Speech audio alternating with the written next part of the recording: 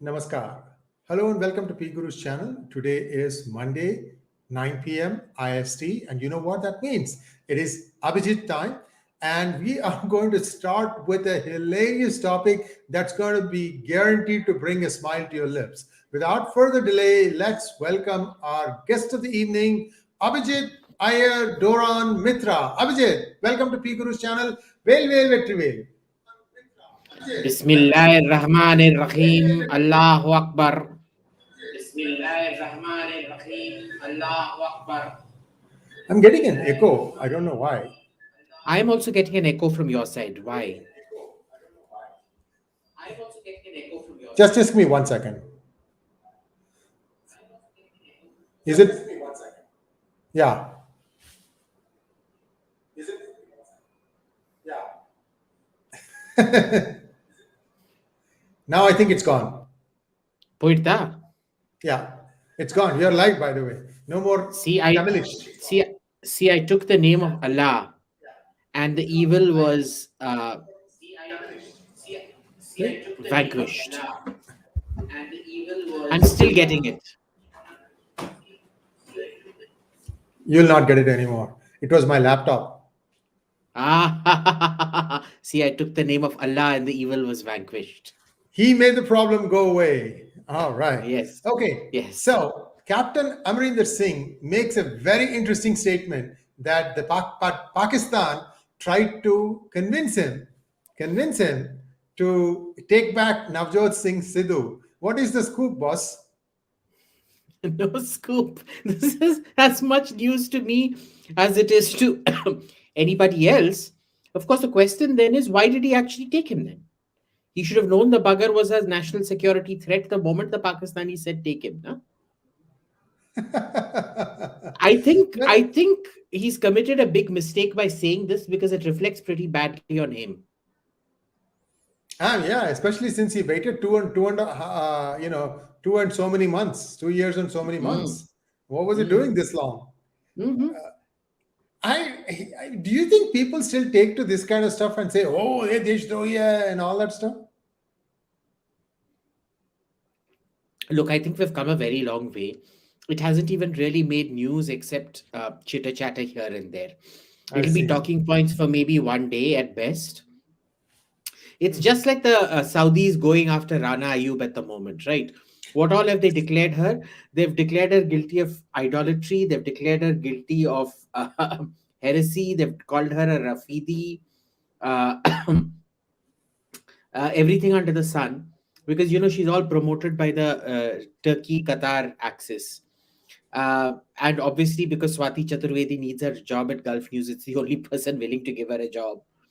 She has to keep retweeting whatever the Emiratis say. So I'm watching that and having popcorn. It's great fun. Well, not popcorn. I'm off unhealthy stuff. So I'm having some kiwi and aloe vera juice. Yeah. You know what I thought you were having? Woodward's gripe water. No, I think I've grown past that stage. Anyway, what is Woodward's gripe water? They used to give us ajwain in water, no? Yeah, it's Oma water. That's it, right. That's all it is. Right. Yeah. Konsa, I find it really strange that people will actually buy Woodward's gripe water. घर में क्या करते थे हमारे लोग? बस अजवाइन को पानी में उबाल के देते थे और क्या? पैसे फुकट में देना है ना? You have a lot of money lying around. Yeah. All right, let's jump straight into questions now. And here's the first question. Burpin Lama. Possible that government and Tesla both are waiting to see who will crack first. Tesla wants no duties but doesn't think it's worth setting up in India immediately. Government likely pressured local companies. No. So I've been asking around a lot of people. It's the initial stance. If you remember when Elon Musk had come to India, he had been offered a lot of stuff. He'd been offered a heck of a lot of stuff by the government.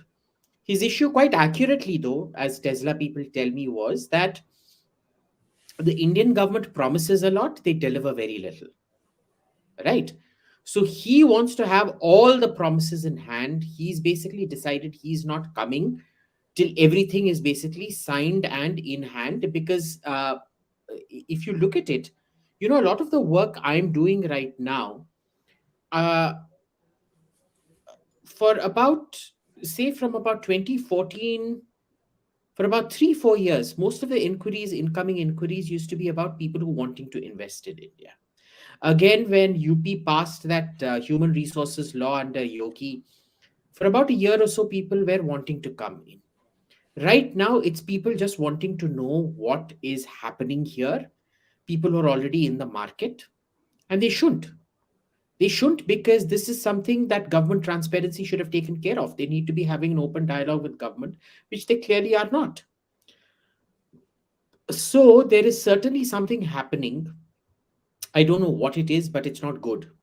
Uh, Except as far as institutional investors are concerned, there I've not been hearing of anybody really, jumping over to come into India.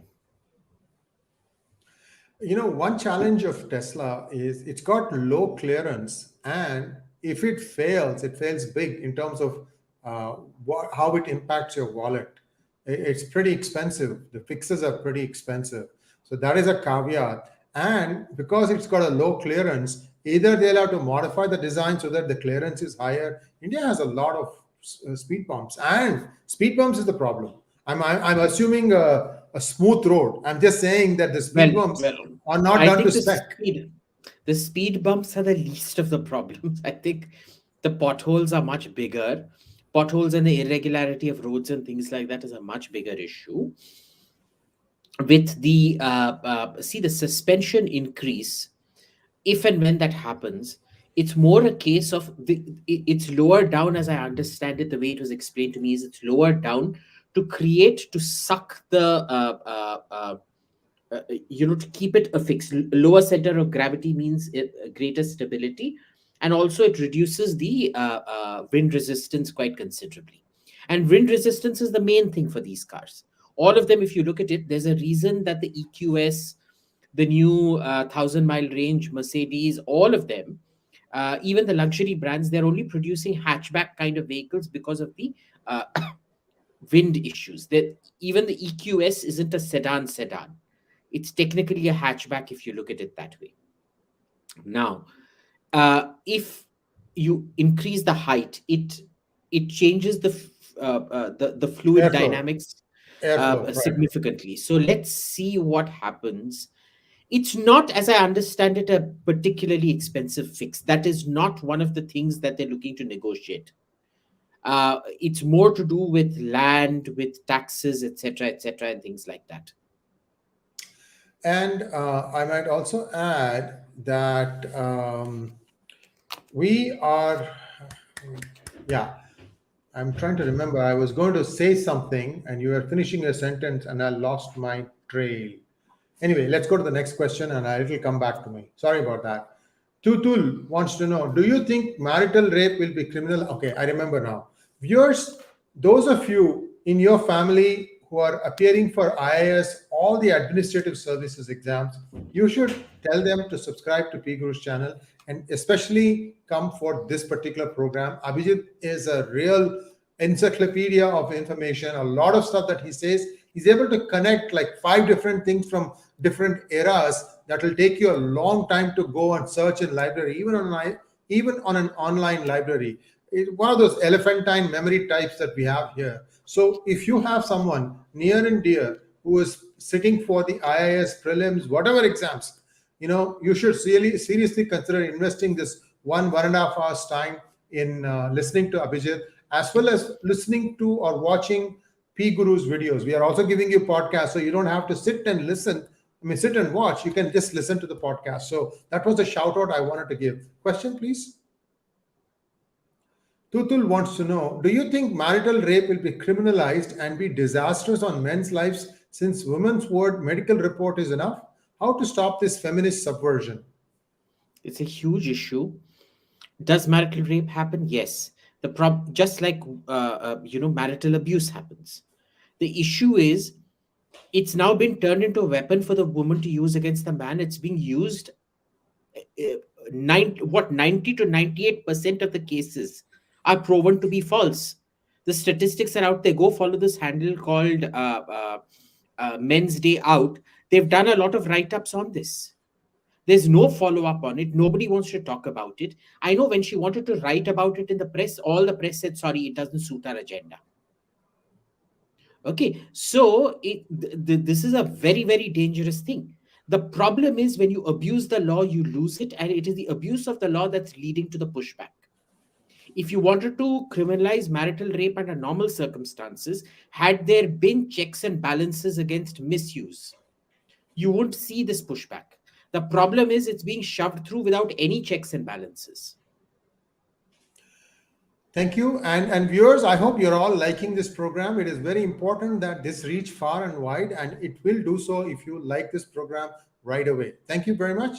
Deepika Narayan Bharadwaj, we had interviewed her recently, and that episode is also there on marital rape in PGurus channel. Just go and search in PGurus channel on YouTube and just type Deepika with 2 E's and you will find that interview. Next question, please. Hardik Thanki wants to know, is malnutrition in India reducing? Are government programs having an impact on malnutrition? Solutions for malnutrition in India. Okay, see, the issue with malnutrition is even if you change the situation, the effects you only see after about 20, 30 years. So, for example, simple things like stunting. You see stunting as a physical phenomenon of stunting, where tribals and landless Bihari laborers, they'll be a full foot shorter than you. Now, the problem is it also has severe mental, not psychological, proper mental impact. It reduces cognitive abilities and things like that, right? So, and those the deficient cognitive abilities, they last for up to 3 generations. It's a genetic programming. It's quite typical. Now, what you're looking at is if you start now, you will see malnutrition go away in about 30 to 40 years. The knockdown effects of that will take about 60, 70 years to overcome. The problem is, I'm not seeing any specific scheme towards that. One of the things that, I believe that the government should be doing is get past this unnecessary bullshit on eggs, Akshay Patra not serving eggs and all that nonsense. What you need to do is you need to come up with some kind of really cheap protein pill. Say use whey protein or something like that, or yeast protein, whatever. Make it and give that to kids. They need vitamin supplements. There's nothing better than a vitamin and protein supplement in tablet form, cheap, easy. They may not like it, but it's necessary for them and for them to gobble it. Kids, I've seen all the poor families here, they believe that, milk is great in protein. It's not. Milk isn't really doing much for your kid. They won't eat eggs. So you have to, in a vegetarian country like this, where you have lost your ability to synthesize and ferment. The whole point of idli, dosa and things like that was the fermentation process gave you certain things. Eating old rice, what do you call pare sadam? I don't know. Pare soru. Pare soru, I don't think you have something like that in the north. Yeah. But we have it in Bengal and we have it in the south, where you used to keep the rice overnight and then mix dahi into it and eat it. That was a crucial source of protein. Now, this is all seen as poor people food. As in, even the poor people who can't afford too much, even they see it as below them these days. So you need something, you need a fabrication of pills and things like that to be distributing en masse to people, telling them to have it. Give it free. Like the vaccine, you're able to give vaccines for free. This is a much more pressing issue. It's assuming epidemic proportions, and no, I don't see anything happening. You tell me, I may be wrong, but I haven't seen a single government policy that's actually even talking about this, leave alone addressing this. And viewers, there are options beyond rice and wheat for the base food. You should consider what is called as millets, There are a group of foods called Navadhanyas, 9 types of dhanya. I don't know what the English word is, but these have to be soaked overnight, and then you can cook it the following day. These have two things. They are rich in protein. They are really cheap. They can be they can be harvested in semi-arid areas. Plus, they will keep you thin.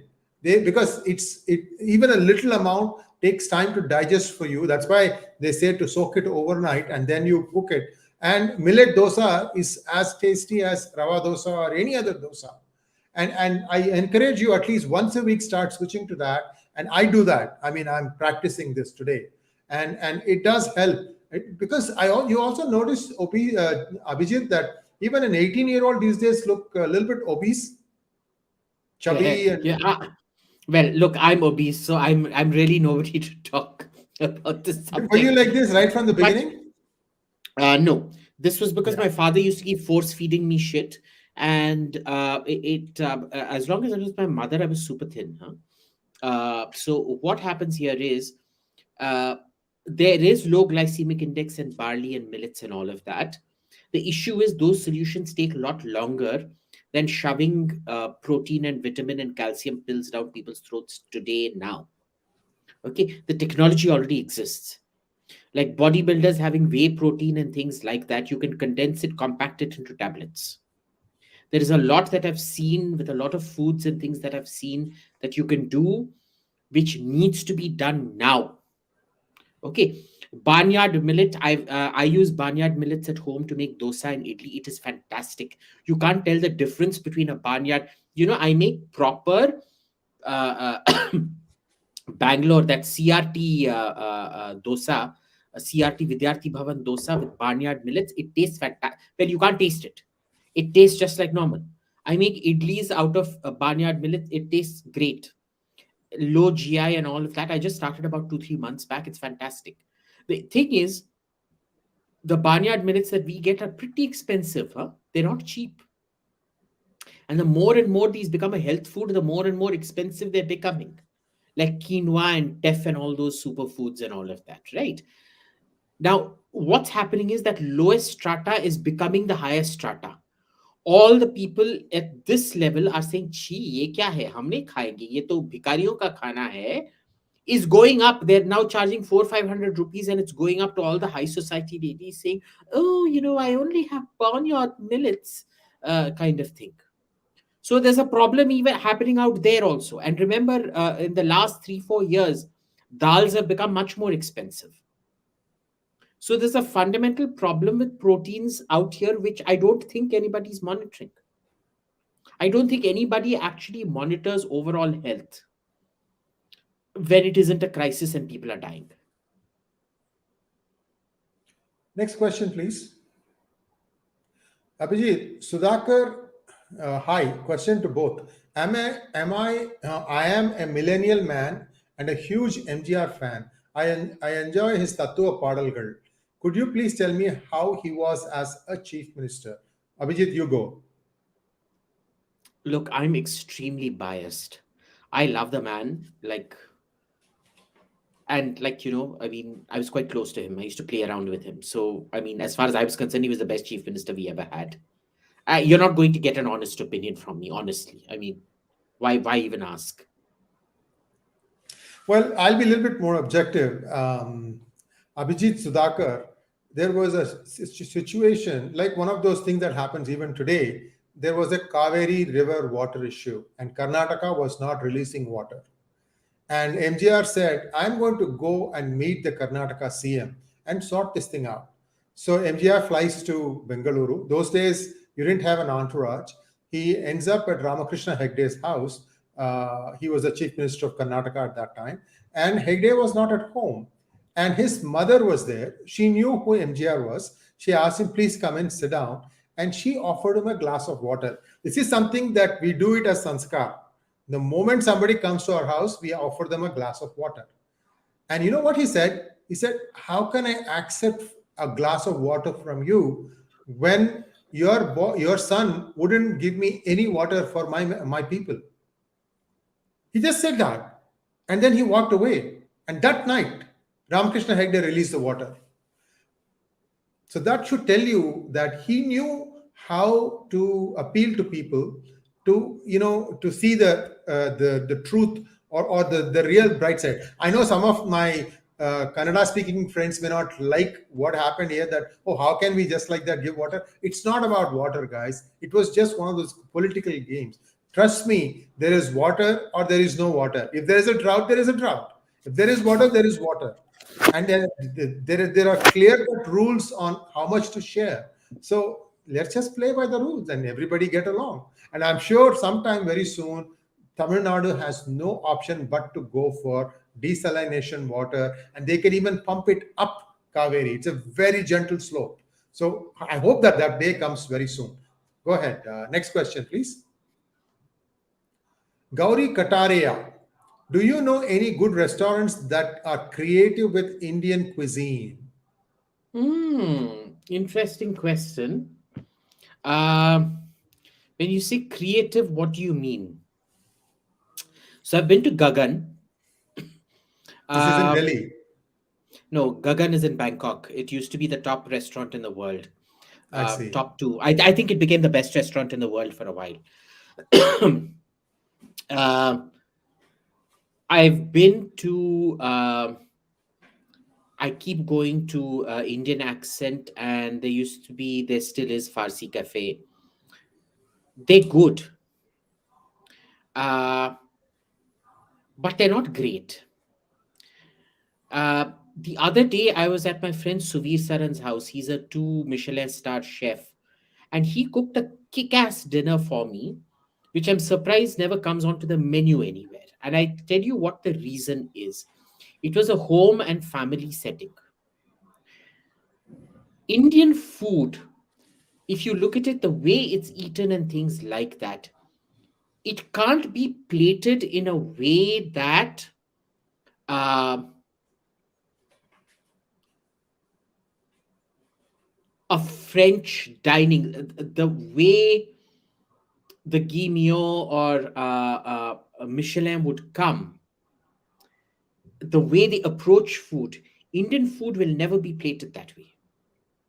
Okay, it's not eaten that way, it's not plated that way.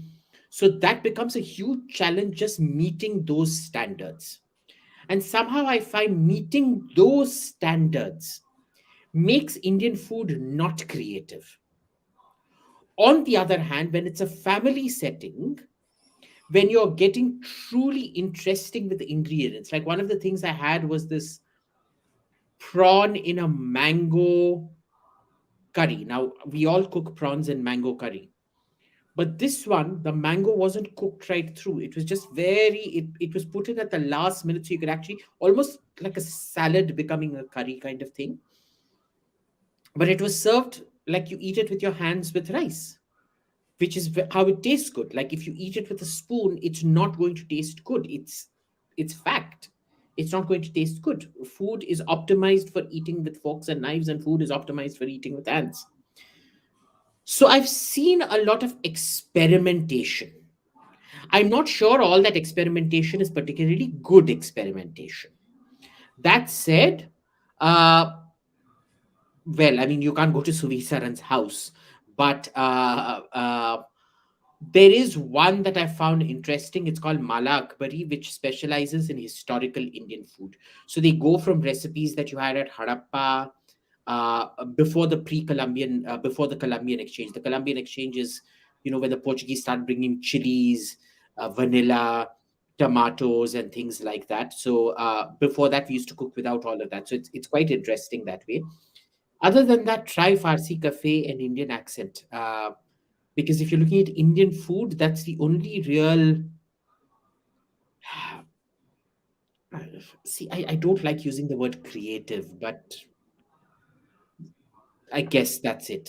But no, I think Indian food has somehow reached an inflection point where we're no longer innovating much. You tell me an absolutely great dish. The last time we invented a great dish was probably butter chicken or Indo Chinese. Uh, since then, what have we invented? something new. It's not happened. So that's how I define creativity. But like I said, different definitions of creativity, different answers. Have you been to Japan much, Abhijit? I used to go a lot. So I have dined at this place called Natraj in Ginza, Hmm.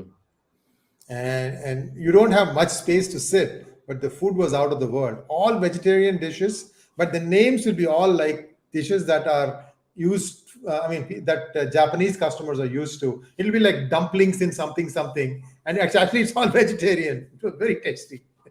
See, I would never go to an Indian restaurant abroad. No, this one was as authentic as it gets, my friend. It was very tasty. Like I Yeah, said, you but just I'm have not. Look, I am not going to be one of those Gujarati tourist groups which only goes and eats theplas and bakar khani and whatever when they go abroad. I'm sorry, I don't want to be seen near an Indian restaurant when I'm abroad. You know why I do that? I go to Indian restaurants. It's my customers. They are the ones who are interested because they don't know which one to order. So I'm sort of like a walking menu thing. Except in Natraj, I got flummoxed because I could not correlate anything on the menu to what was going to come out. So I needed one more level of interpretation before I could explain it to them. That's I okay. think I think the Yeah. only place where I've actually craved Indian food is Turkey because the food in Turkey, I know everybody goes gaga over Turkish food. It's really not very good. You have to go to people's homes and eat because food outside is honestly quite rancid.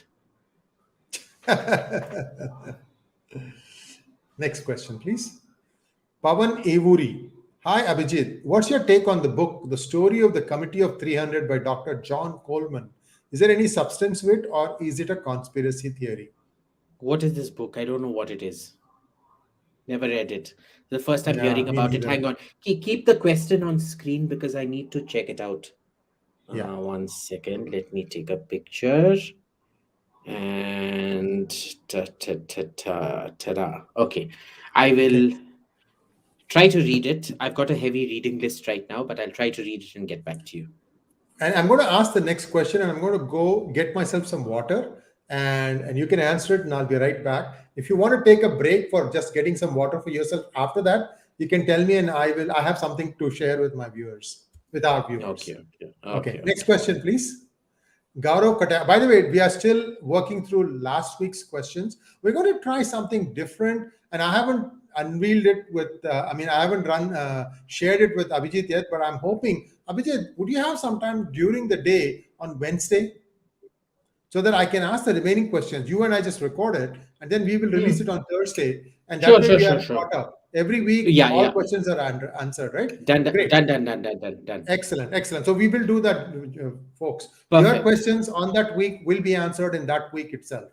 Okay. Hmm. So the second section of our program will be on our second channel, and we will make sure that it's broadcast everywhere in all our social media platforms, and it will also have a link to it from the first channel. So if you go to the primary P Gurus, which is 150,000 plus subscribers, it will say in the section, here is the second channel. You click on that and you will be able to watch this thing. So just telling you, because you may want to subscribe to that also. We are just trying to make sure that we have more than one channel available. There's a lot of complaining going on at this point of time. I just want to be safe and I want to be ready in case one channel is taken down for whatever reason. There's a plan B. Okay, so next question.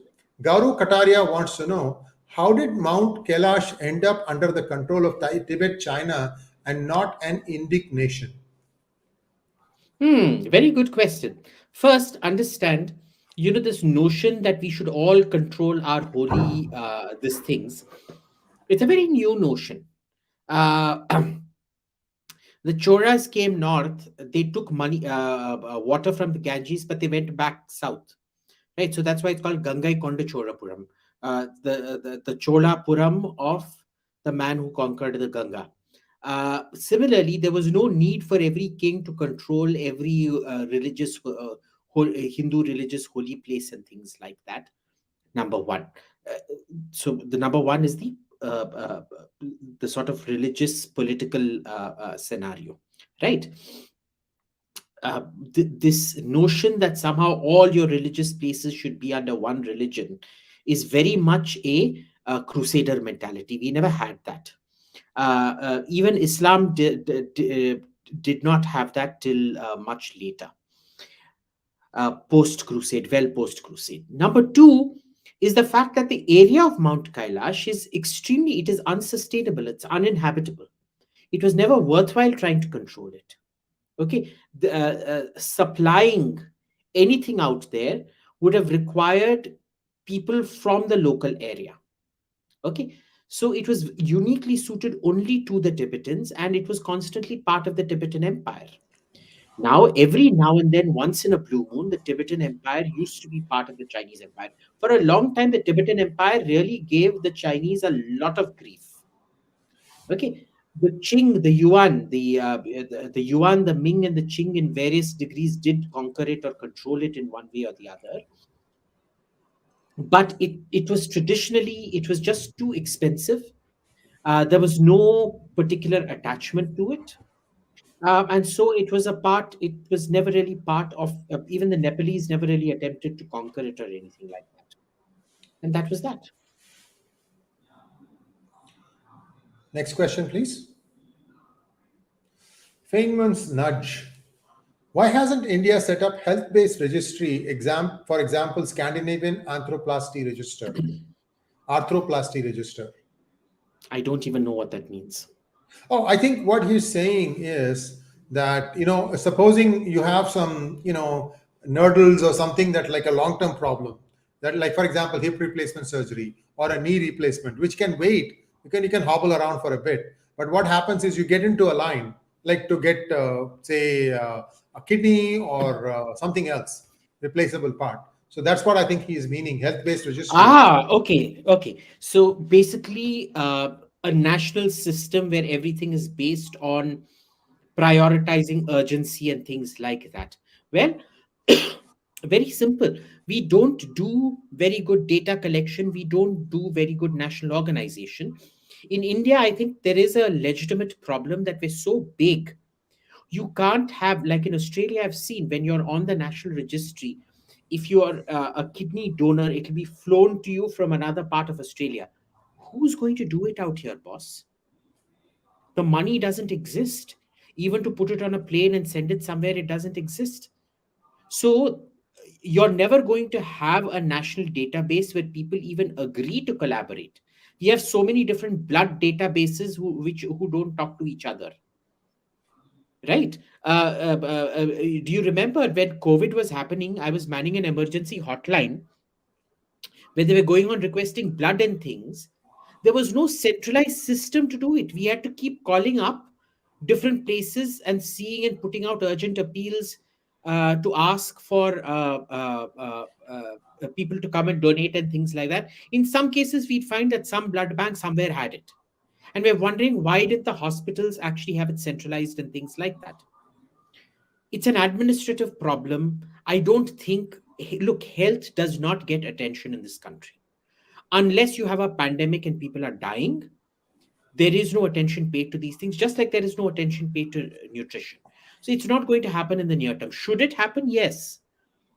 But in the near term, it's simply not going to happen. Next question, please. Manthan, how do you see emergency as an event in modern India politics? Was Sanjay Gandhi a Modi-like leader? Yes and no.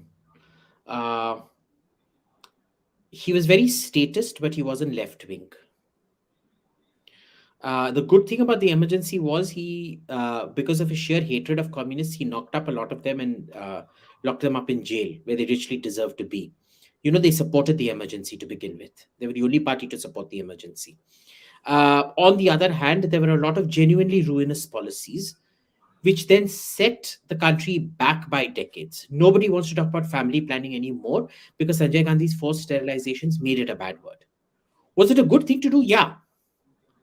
I think the issue isn't, was the intent good or the policy good? The problem was the downstream consequences of how you did it. Okay.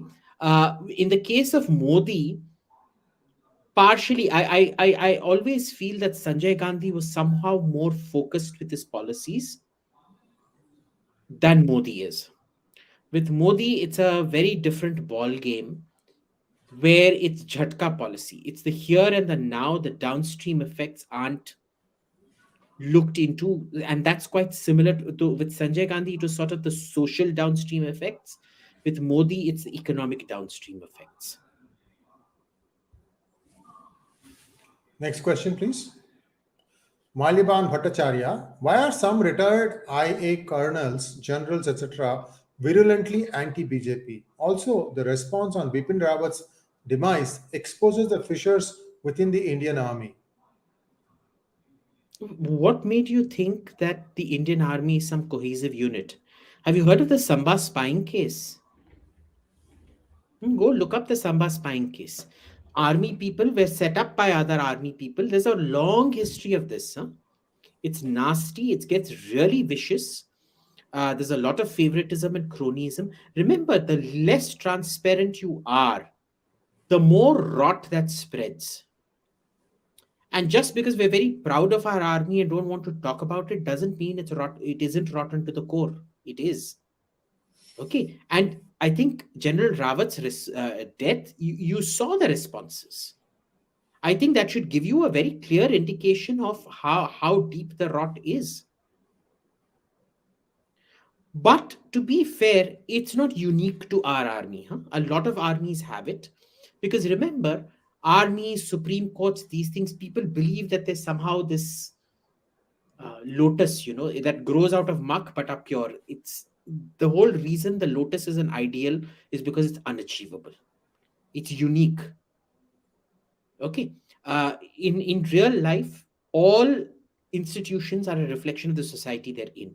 So, as divided a society as we are, your army, your Supreme Court, all of them are bound to be just as divided. Why are they like that? Well, there's bound to be differences of opinion and things like that. The problem is it gets quite virulent. And the way the army functions is it's a without a lot of accountability inside, promotions which are based on cronyism and things like that. There's nothing you can do about it. There'll be a lot of people who will not make it to the next level, who feel that they've been personally slighted. They probably are, but they will take it out in some form or the other. And it happens a lot even within serving officers. There are all these coteries that love going around damaging each other. You go back even to Sam Manikshaw's time and things like that. There's lots of instances of him having to break up this kind of coterism and crap like that. So it's not new. Kaustubh Kondapalli, hi, what do you think the US and Europe denied Russia entry into NATO and EU after the collapse of the Soviet Union? Well, Russia never wanted to join NATO and the EU. They were quite clear about it. They absolutely did not want to join NATO or the EU. There may have been some loose talk about it here and there, but they never did.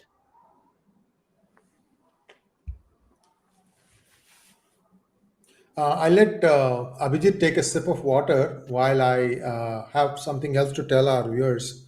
Viewers, please spread the word out about us. And we would really, really appreciate it if you can, send our subscription links, or you can say, go to youtube.com, look for PGurus channel, and then subscribe there. Why I'm saying all this is, I am really, really shocked at the slowness of our growth. There are channels that are going at 3, 4, 5 times the speed of ours. And I can tell you, I've looked at their content. It's nothing to write home about. So what is it that we are doing wrong? I don't know, except that maybe we are sounding a little intellectualist. But think about this. What you get at PGurus, you don't get it anywhere else. And this is a reason. There's a reason for this. The reason is that we want each and every one of you to be a thinker. Don't be a sheep, be a lion. Remember that when one lion stands, 1,000 sheep will run away. What do you want to be? A lion or a sheep? So Indian education system unfortunately makes us excellent sheep. But real life, real world needs real lions. And that's what we are trying to do. I hope this message comes through. Somebody was laughing. Were you laughing? Not you? Oh, you? Okay, all right. You are muted. Okay, good, good. Maybe it was just my imagination. Next question, please. He was coughing. Okay, I sounded it. It sounded like laughing. Okay, fine. Coughing, laughing. Truth seeking. How to get rid of INC and communists in bureaucracy? It's very simple. You interview them. You take an hour to talk to them, you'll find out exactly where they stand on the spectrum. But for that, understand a communist and a congressman are much better educated than the average BJP wala. So it's essentially having the BJP interviewing and finding out communists and Congress walas is like a chaprasi interviewing doctors and trying to find out a neurosurgeon.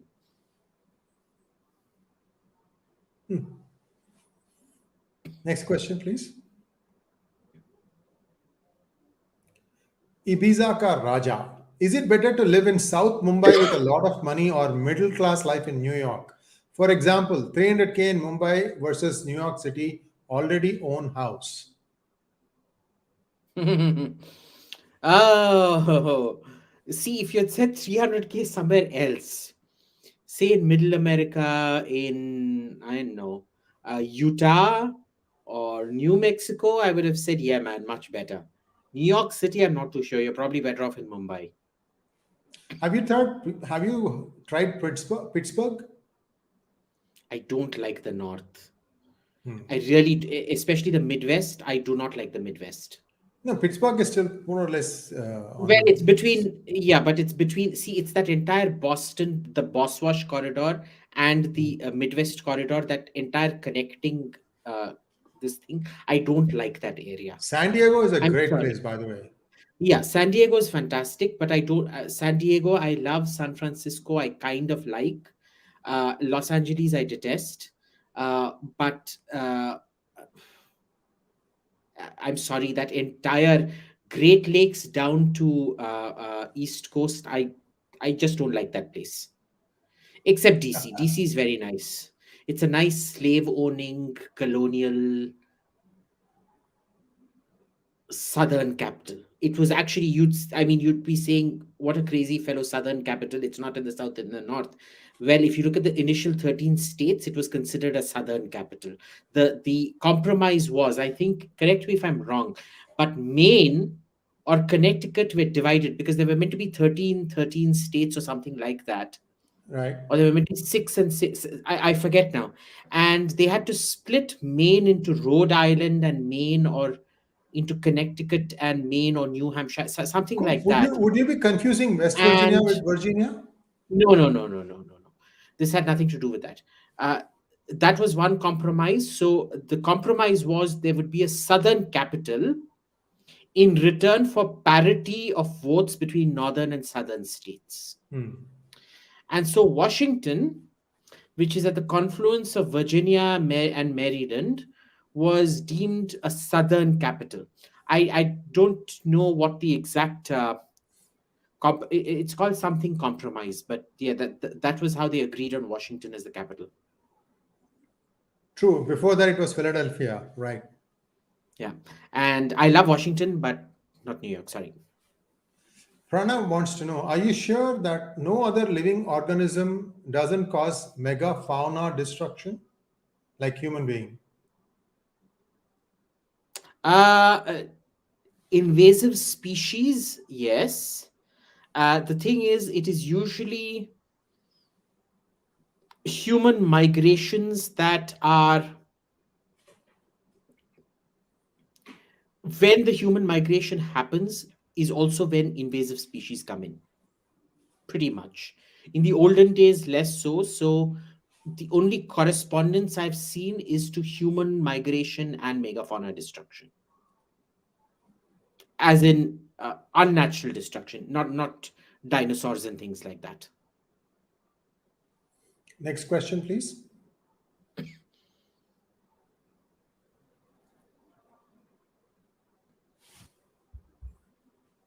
Our editor is having a brain freeze moment. I'm trying to raise him here. It could be that his uh,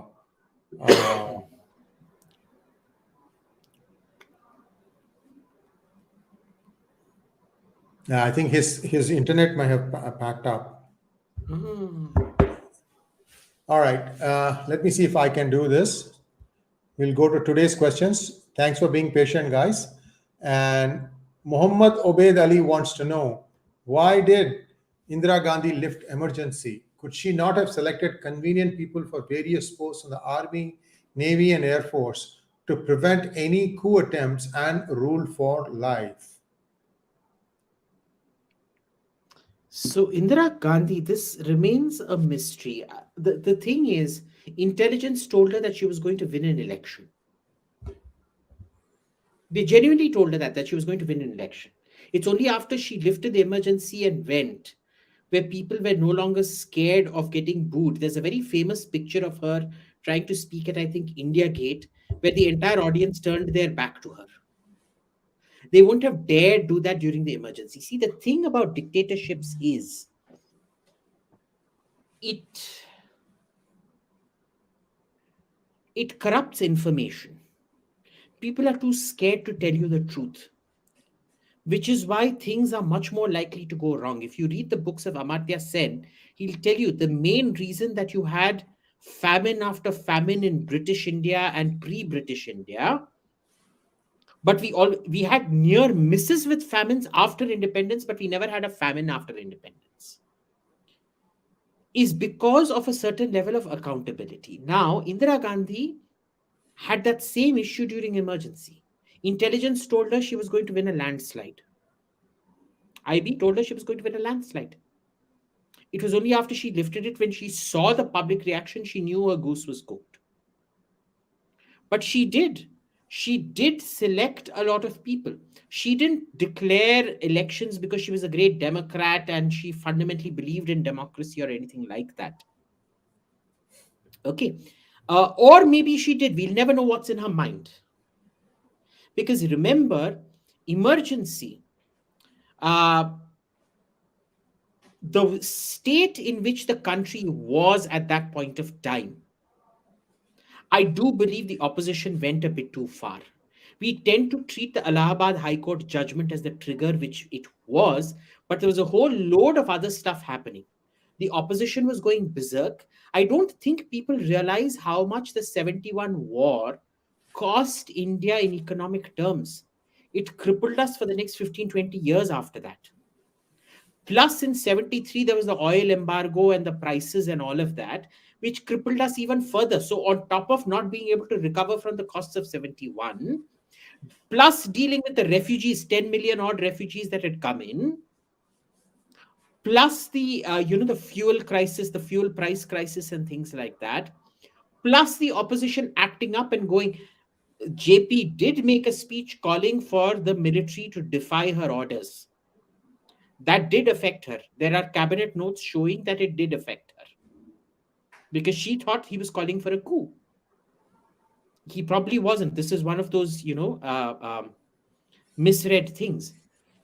So ultimately, we're never going to know why she called the election. Uh, Maybe she was a genuine Democrat at heart up to some level, or maybe it was the information corrosion that happened. She thought she would rule forever, even with elections. There's no way of saying that, but she did choose convenient people. This favoritism was a very common thing. And remember, the thing is, she also was a very well, she wasn't good at history, but the people around her were very good at history. And they always reminded her that choosing favorites, superseding institutions, did not prevent coups. In fact, it hastened coups. Remember what happened with Musharraf. Musharraf superseded several people and he still staged the coup against Nawaz Sharif. So these were lessons that were drilled into her by a lot of her advisors. She did do a lot of nepotism in postings and things like that, but it never reached that kind of critical mass in a sense. But remember, I think it was Raskotra who brought in the concept. No, was it Raskotra? No, Haksar. I forget who. Aksar, I It think. was either Aksar, I think. Dhar or Haksar who brought in the concept of a committed bureaucracy. And a committed bureaucracy is one that is loyal to the political ideology of the Congress party, very clearly enunciated. Which is why you remember the previous question that came: how do you get rid of commies and Congress walas? Understand the entire system at Lal Bahadur Shastri and things like that is set up to indoctrinate you to be a Congresswadi. Do you understand? So, that committed bureaucracy thing, in a way, at that time, it was new. It hadn't produced results, but it was her way of institutionally skewing it to see to it that you had a bureaucracy that was perpetually loyal to the Congress or perpetually thought like the Congress. Next question, please. HS Edna TV. Why does UPSC secure a spot as one of the toughest exams in the world, even though its syllabus is crammed and more emphasis is on rote learning? Why do people think Babus are geniuses? Because we don't focus on education, we focus on degrees. If you get a degree, you're a genius. Bas. That's the way it is. And when you say it's toughest exams in the world, toughness can be a lot of things. It's very tough to memorize an entire encyclopedia, no? So it's tough. The question is it a problem solving exam? Sometimes problem solving doesn't have to be tough, but it trains the mind a completely different way. Rote can be much tougher than problem solving. With problem solving, you have to only learn a few things. You need to know your first principles and then you can problem solve everything. The rote quotient in first principles is a lot less. So remember, toughness and genius are two different things. Next question, please.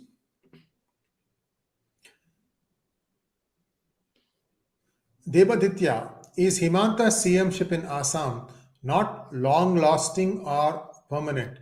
Given that Assam has 34% Muslims, was Padmaja of Times Now right, calling him out for creating communal fault line in Assam? See, personally, I don't think he's creating a communal fault line in Assam. What he's doing is he's changing Gogoi's thing. Gogoi's thing was what? Bengali.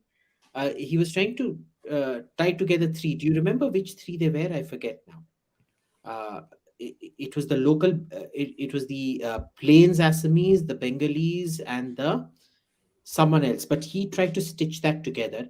Himanta's trying to recreate that thing because that was a formation that was inherently meant to favor the Congress electorate. He's changing that dynamic. So he's doing what he needs to do. Permanent, nothing's permanent here, boss. Not even Modi is permanent. I think Modi is going to win the next two elections at least, 24 and 29. But that doesn't matter. Nothing's permanent. Nothing lasts forever. Right? Nobody thought, I mean, everybody, when we got independence, everybody thought Nehru would last forever.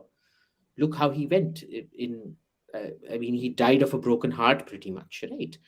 So nothing's permanent. But it is, as far as I can see, he's definitely laying, I think he's the only BJP person, because he's not technically BJP. He's actually educated. He's from the Congress, who's doing the long-term thing of changing the nature of the electorate itself. As opposed to Modi, who's changing the nature of his voters. Himanta is changing the nature of the electorate. That's a very significant difference between what they're doing. Next question, please.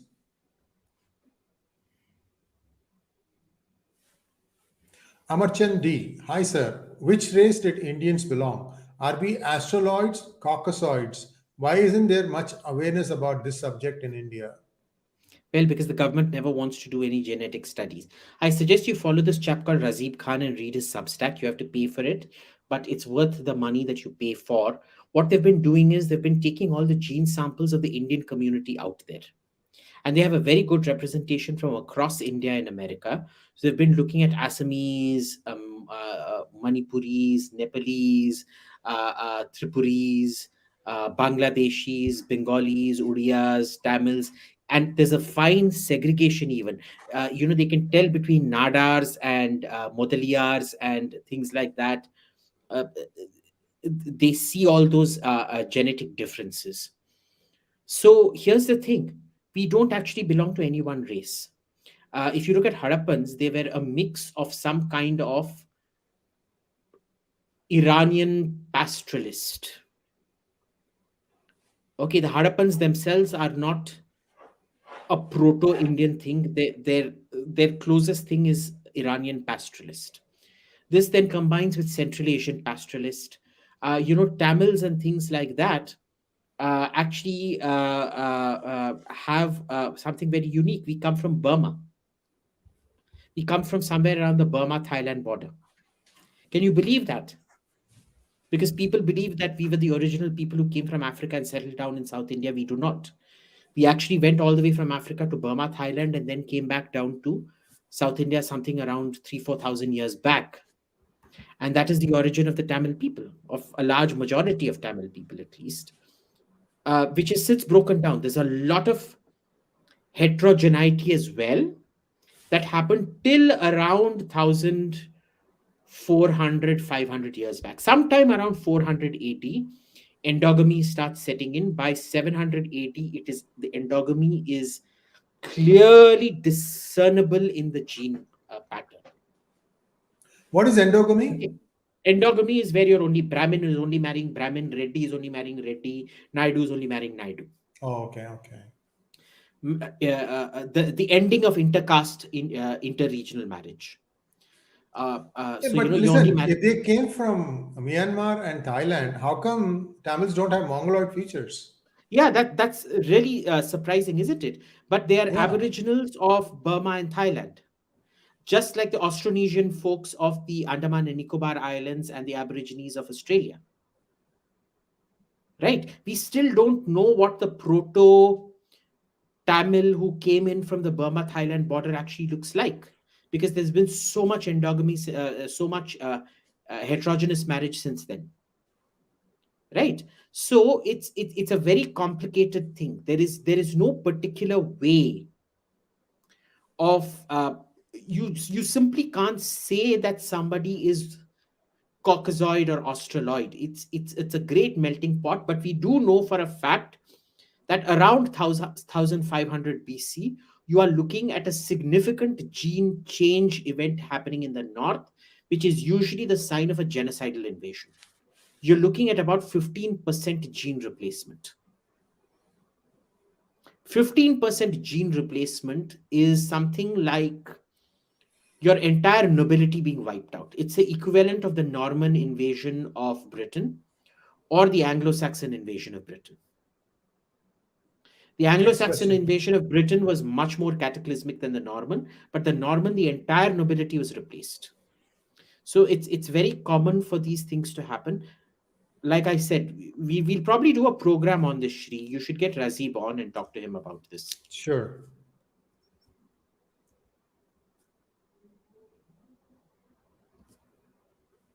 Left liberals in French are unique. Why is the French left wing so unique compared to the trash elsewhere? Oh, because the French left wing actually read. They're educated. They have a great sense of what it is to be France. Okay, and remember, the French left are unique because they reinvented themselves. All of what you call modern day wokeism and things like that originated in France. Would you believe that?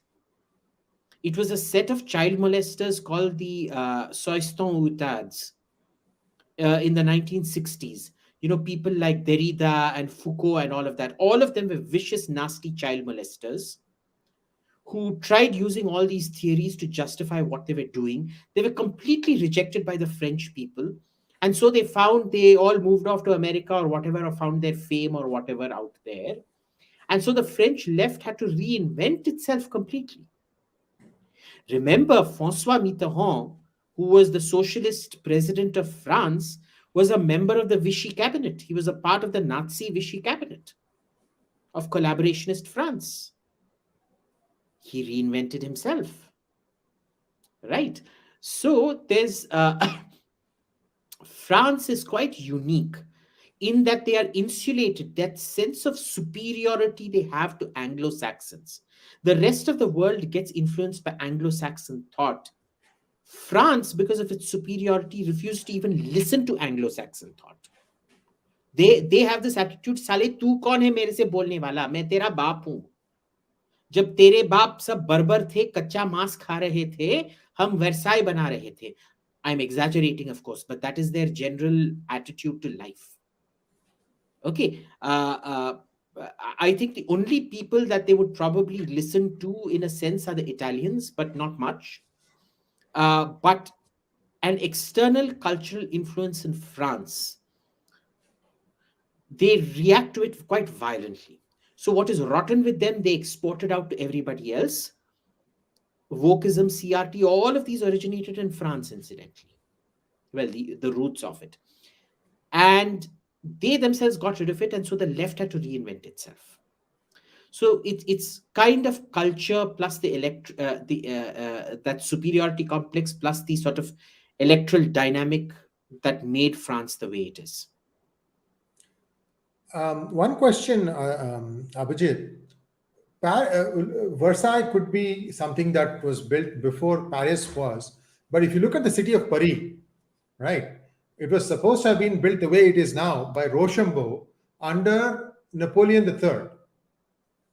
And Napoleon III went to London and saw how well laid out the city was, and that was the blueprint that was brought over to Paris, and then I don't think anybody who's been to London can say it's well laid out. Most of London is pretty Victorian, so it would have been well after Napoleon. No, it was laid out. France was laid out by Paris. Was laid out. Haussmann Paris was laid out to maximize gunnery. Because there were so many riots and things happening out there, it was maximized for the army to be able to kill people. I'm not kidding, literally, go check it out. It was maximized so that army cannons could be transported from place to place and shoot down protesters. Literally. That's how Napoleon had it built. Interesting place, Paris, because everything happens in a small distance of, like, I think one end to the other end, like 10 miles or something like that. You go up and down. I mean, it's all along the river Seine. Look, I mean, it's much bigger than London in that sense, because in London, you can actually walk from one side to the other without too much this thing. In Paris, you really can't, it's easy to walk and have a lot of culture within your entire day. But if you actually go to the major centers of Paris, they're quite far from each other. It's core Paris, if you want to call it that, is actually quite huge. It's bigger than most. Even Rome is somewhat smaller. Somewhat. Not much, but somewhat smaller. So it's I wouldn't take any comparison to London or learning from London seriously, because honestly, at that point of time, London had nothing to offer anyone. Anyway, I read somewhere that it was Rochambeau who laid out the houses and all that stuff in Paris. I could be wrong. We can check our notes and come back and trade them. But there are some architectures that are just mind blowing. There was this one house which is a complete facade of greenery. They had overhang. It's a roof. That's the museum. It's an institute or something. I think it's the Oriental. Yes, it's an institute. It's an institute very close to the Eiffel Tower. It's on the Seine. It's when you walk from the Institut Français to the Air France building, going to the Les Invalides. It's near the Elysee, not the Elysee. What's the foreign ministry called? What palace is it? No, it's some other palace. Anyway, it's near the Air France building, but it's basically on the Seine. But yeah, I know what you're talking about. It's a lovely this thing. It looks green on the outside with just windows. Right. Very unique. Next question, please. Mandar Karnik wants to know: is the Russia-Ukraine conflict in US's interest, as they will have new conflict to make money from, or do they have any vested interest to prevent conflict? Look, they benefit from conflict and they benefit from no conflict. That's the amazing thing about America. Okay, if there is a conflict, then all the weapons companies get a huge fillip and things like that. And America, the Democrats get their favorite enemy, more powerful than ever before, and they get something new to divert attention from China, so they don't have to pay attention to China. They keep getting money from China. On the other hand, if nothing happens, they can claim a victory and say, see, American deterrence worked. So there is an interest in having conflict and there's an interest in not having conflict. The question is, what is the ratio of people in what positions of power that have bet on conflict and not conflict? It's like that. Next question, please. Akash Neil Datta: what do you call homogenization around Salafism, which you say is happening among Indian Muslims these days? Well, I call it homogenization. What else do you want me to call it? Why do you think our government, Indian government, is not banning burqas? What does that look? I have a huge issue with banning burqas. Okay. It's uncomfortable. Simple. No, it isn't. It isn't. You go look at my profile picture. I walked around in burqas. I attended a lady journalist conference at the India Habitat Center wearing a burqa. And I can honestly tell you, it was one of the most comfortable things I ever wore. I literally walked into India Habitat Center in boxer shorts and a torn t-shirt under my burqa. And it was very comfortable. So I don't know where you've heard these stories that it's uncomfortable. It honestly is not very uncomfortable at all. And I could breathe in it much better than I could with these masks, because the masks are tight. The burqa nose cover is actually quite light, you know. So I could also breathe very well. So How did you respond to questions? I just kept quiet and sat in one corner. till it was time for the buffet lunch, where I opened up my face and they could see from the mustache that I was clearly not a female journalist. And we had a great laugh about it, and I got teased about it, but I was recommending everybody to wear a burqa. But anyway, the main thing is it's not uncomfortable. Is it a sign of oppression? Yes. If there is force applied to it. Now, the issue is you can never really be sure, is the girl wearing it out of conviction or out of force? In some cases, you can. For example, people went apeshit at A.R. Rahman because one of his daughters had covered her head. But you know that wasn't because of force, because his other daughters did not cover their head. So clearly one chose a religious path, the others did not. Okay. Now, there is a principle out here that you ban it if you don't know if it being forced down you or not. The issue here is, where else will it go? So, for example, what if you don't want to wear a bindi and somebody's forcing you to wear a bindi? I can tell you, I've seen social pressure in France for makeup. The number of teenagers in France who are bulimic and anorexic females is next level. Because the kind of peer pressure they have to look good, to put on the right makeup and things like that, they get severe eating disorders. I mean, Princess Diana was one of the classic cases of it. Right? So you will ban one, but you won't ban the other. It's the same principle, no? It's coming from different things. Yeah. So these are very complex sociological questions. I personally have no issues with the burqa. I'm a great fan of the burqa, and I wear the burqa as much as I can wherever I can.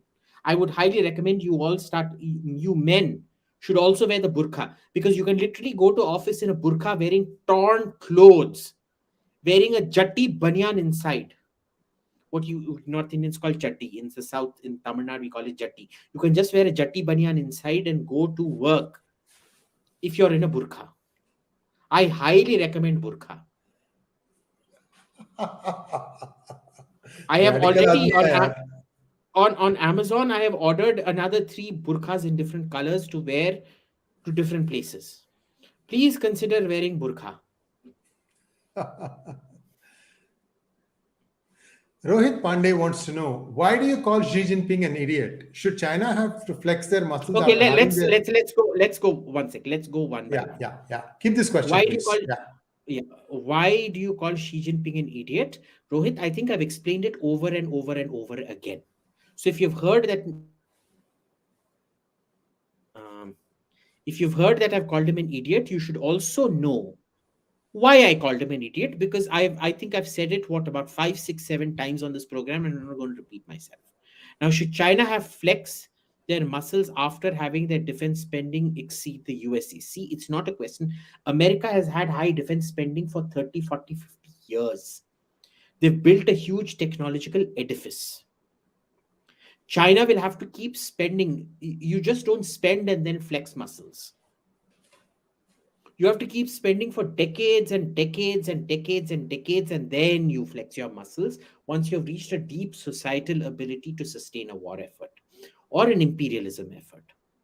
Okay, so the main reason, like if you'd heard what I when I've called him an idiot, was that he basically pissed on Deng Xiaoping's plans, whose basic idea was that China would have to go for at least 60, 70, 80 years before it equalized with America. He has cut that. He's grown overconfident. He's not reached the level where you can be absolutely confident, and he still decided to take on America. Third, what is the appropriate time to flex muscles like the USA does? I just gave you the answer to that. Great. Next question, please. Neeraj Kulkarni, about the data from pre-modern Indian states. Pune Archives, Maratha Daftar has around 80 million papers from 18th century. Thus, at least some pre-modern kingdoms did preserve data. What are your thoughts? I don't think the Marathas were pre-modern. No, they were early modern. 17th and 18th century, right? Yes, 200 so early years. modern, Yeah. early modern. Uh, uh, Fantastic. I think it was an early modern precisely because it preserved data to that extent. Now, the question is those 80 million papers, how are they? Because I know the National Archives, for example, they're so incompetent, they've destroyed millions upon millions of papers. So, these papers, they need to be photocopied, microfilmed and stored properly, Microfished. Yeah, yeah. and they need to be put into preservation and things like that. I hope it's being done. But I think if you go through it, you'll find a treasure trove of information. The problem is nobody does that in India, which is what the ASI technically should be doing. One of the things the government should have been doing is invest heavily in ASI and archival preservation. See, again, in India, we don't take these things seriously. Uh, when my mother was posted to archives, it was given to her as a punishment posting. Though for me and my mom, it was heaven, because we were like, oh my God, we're in the middle of historical documents. I can have access to, I could go check out documents that Robert Clive had himself signed at the Madras archive. It was fascinating, even reading the English. I mean, one of the papers I produced was on how English varied in those days based on spellings that the East India Robert Clive himself, my holiday paper, the school had given us 10 topics to write papers on over the 2-month summer vacation. At that time, I was in DPS Mathura Road. Instead, I said, I'm not going to write any of this crap. I'm going to make up my own paper. And amazingly, for once in their life, they actually gave me 100 on 100. Normally, I would have gotten a 0, but they were impressed enough to give me marks for it. Otherwise, in the rote system, it's like, तेरे को इस पे किसने लिखने को बोला? But it was how different English used to be, and how different English spelling used to be, how different grammar used to be. So, great, preserve it.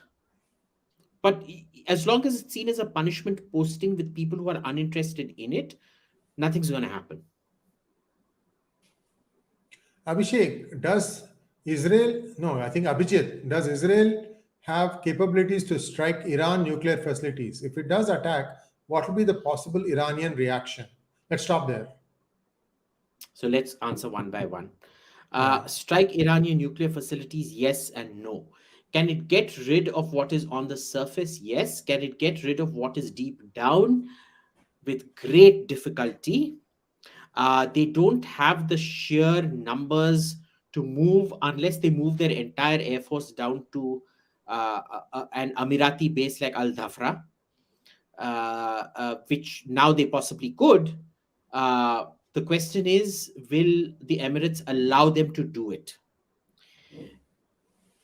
They'd love for the Israeli Air Force to send 300-400 planes down into Al Dhafra and carried out a sustained campaign against Israel, against Iran, but then Iran will attack the Emirates and Emirati infrastructure. And mind you, Emirati infrastructure is far superior to Israeli infrastructure, except their sewage, sewage facilities. So this is something that keeps weighing down on them. So can it be done? Yes. Can it be done in a practical way? No. Because there are too many sensitivities and things like that involved.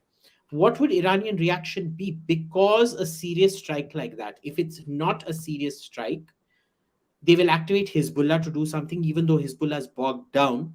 They will, in Syria, they will prioritize for Hezbollah to do something. And mind you, all these demonstrations of drone attacks by the Houthis, Iran has basically demonstrated that it can do things like that in Israel as well. If you remember, during the Arab riots last year, they set that the power plant, the coastal power plant, on fire. Something like that went off, right? Either a rocket hit it or something and it went off. If they actually give them things, Hezbollah brought down the INS Hanith, the Israeli stealth corvette. Didn't bring it down, but they hit it with a missile, with a big Chinese missile. So there are things that they can do. Will it be at the same scale? No. If it's launched, if something of a large scale is launched from Amirati or Saudi territory, they will do at large scale what the Houthis have been doing to the Emirates and the Saudis over the last year. Part 3, striking nuclear plant, what environment and radioactive damage? Well, good question. We don't know. From what I've seen of Natanz and things like that, the main effect will be the dust, the debris dust, which could, look, I mean, it depends so much on where the weapon strikes, what kind of a weapon is used, things like that. Okay, if you use a penetrator, for example, it will keep the external dome of the reactor correct. It will go inside, penetrate, and then explode everything on the inside. In which case, not much. The problem is these domes are so heavily armored. Do you even have a device that can knock it and go inside? If you do, will the explosion be big enough that will also explode the dome outside and things like that? These are big questions. I mean, we don't know it. The Israelis probably have done calculations of everything. They know everything. It's hard to predict without having specifics about the buildings and things like that. I can tell you what we have done is we've looked at the buildings, and if it is struck, you're looking at some kind of debris that is spread, what we estimate, given wind conditions we did it for June, July, you're looking at something like about a 300-kilometer immediate spread and a draft down, depending on the season. The problem is sometimes even the winds there are quite, they act in bizarre ways, because those reactors, if you look at where they're based, they're also in, I think the next time I need to show you this. We need a topography map of Iran. I have it somewhere. We interlaced the nuclear reactors on the topography map of Iran. Some of it can possibly be contained. It's just too much of a risk. Okay, it's just too much of a risk. So probably not worth it. So what did the Israelis take out in 1979? What did they take out in 1979? Remember that Iran-Iraq war, Israel came and took out Iran. That was 82. That was the Osirak reactor. That Okay. was a French reactor in 1982, and that they bombed it even before the construction had completed. So it hadn't Mhm. gone critical. There was nothing radioactive in there. They came and bombed it the day before it was meant to become operational. I see. I see. Next question, please. Nishant Abhangi, was the dream of world domination of Hitler really possible? No. Why? Why not? Because, like I told you, little country cannot have the industrial ability to match up. You may have genius, right? Germany was responsible for every single wing form flying today is a German invention. There has been no aircraft shape ever designed that wasn't first pioneered by the Germans under Hitler or before Hitler. Okay, but small country, small population, doesn't matter how industrialized you are, doesn't matter what a great concentration of geniuses you have, you can't match up to a much bigger populations that are equally industrialized as you are or just as tenacious as you are. Okay, it was just a physical impossibility. It was a dream. It was really even Russia was not conquerable. I think many of the generals tried to tell him that he wasn't listening. Remember, most of the German high command was they were all opiate addicts. You know, they were all very high on. They were all high on heroin or something like that. They used to keep taking injections left, right, and center. In practical occurrence today, impossible. Impossible. I would actually say that Germany has a higher Germany has a higher power now controlling Europe through economics than it did with tanks. I think the German economy has achieved more than German tanks did, but only in Europe. Virendra Patil wants to know, are liberalism and Marxism two sides of the same coin? Well, classical liberalism, no. But what is defined as liberalism today, yes. Because remember, it isn't liberalism at all. Today's liberalists are the most illiberal people, and they are fundamentally Marxists. Okay, the Marxists have hijacked what it is to be a liberal today, and everybody who's a classical liberal is deemed a right winger. Okay, and is it due to liberalism in the US that has led to income equality? Look, it isn't income equality that has allowed Marxism to take over income inequality. It was a slow capture of the humanities. People keep forgetting that humanities rules the world. The scientists make all the inventions, but they are the chaprasis in the grand scheme of things. Tell me one scientist who ever ruled a country. Tell me one doctor who ever ruled a country. Medical doctor. Physics. Tell me one Nobel physics, chemistry, or whatever person who ruled a country. No.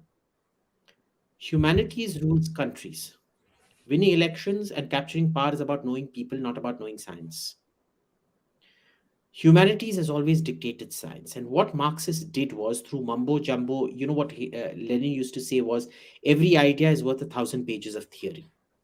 They theorized, jargonized, and they slowly took over all the humanities department. And like humanities departments do, they then influence the narrative and controlled thought. It was a slow 30-year process since the fall of the Soviet Union. They reinvented themselves because the opposition to communism had gone down. They found that this was now an easy, like a virus. When the antibodies are gone, the virus can invade. So the anti-communist antibodies were gone, and so it invaded. It was a intellectual invasion. It had nothing to do with income. Well, I would say nothing, but income equality has a very, very, very small role there. Okay, guys, this is the next question is the last question. And I just want to tell you there were some questions that were not asked from last week. Now we're going to put that as well as what is unanswered today.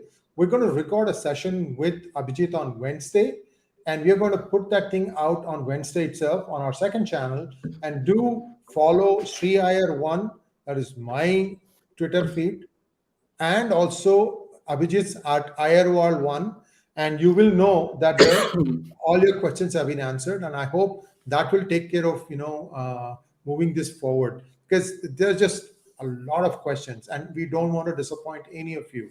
Last question for the day. Mr. Lee wants to know, last week you said you are a Malthusian. Is it possible to be a Charvaka adherent, an Occidentalist, and a Malthusian all at once? Yes, it's called being a Hindu. Okay, because unlike all those other religions, we believe that there is no one truth. So you pick and choose. Okay, there is no unique truth in everything. There is truth everywhere. So you pick, you choose, you it's like going for a buffet. You pick and choose what suits you, where it suits you, what suits you. Right?